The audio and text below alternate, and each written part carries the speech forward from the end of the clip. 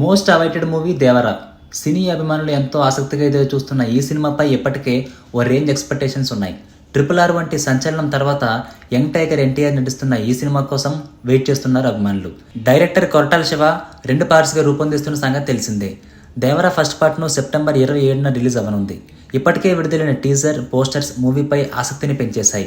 ఇప్పుడు ఈ సినిమా నుండి ట్రైలర్ రిలీజ్ చేశారు మేకర్స్. చాలా కాలం తర్వాత పూర్తిగా ఓవర్మాస్ లుక్లో యాక్షన్ అదరగొట్టేశాడు తారక్.